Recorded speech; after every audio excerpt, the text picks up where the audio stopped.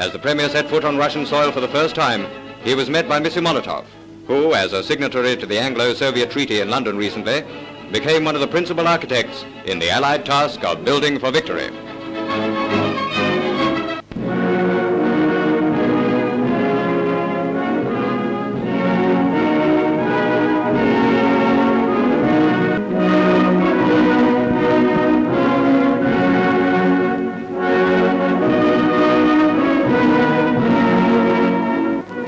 And we are determined that we will continue hand in hand.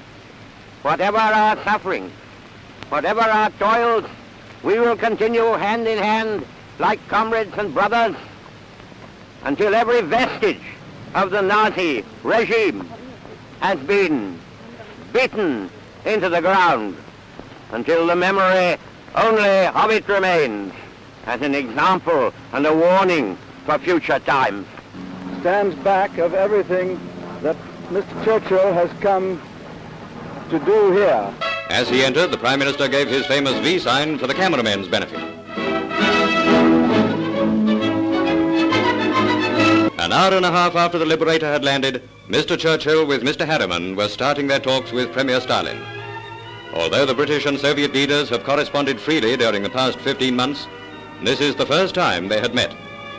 This initial conference lasted nearly 4 hours, business being conducted through interpreters. It will have been noticed that Monsieur Stalin was wearing his customary semi-uniform of light brown, while Mr. Churchill had donned the siren suit so often seen during his visit to America. The Stalin pipe and the Churchill cigar had not yet been lit, but plenty of tobacco was burnt during the many hours the Allied leaders were together, working in close and friendly collaboration. The mission to Moscow drew to a close as dawn broke over the Moscow aerodrome. By the growing light of another day, the Prime Minister and his party prepared to journey back to Cairo and then on to Britain. 4 days in Moscow had done much to forward the new help, which Mr. Churchill said would possibly take the form of military operations to divert German strength from Russia. Help which may eclipse the enormous flow of weapons which this country has sent and is sending to ease the Russians' heavy task. Approaching history will reveal the full scope of the plans that were settled in Moscow. But we pick out the remark of the TUC president as indicative of the support Mr. Churchill has from political supporters and opponents alike.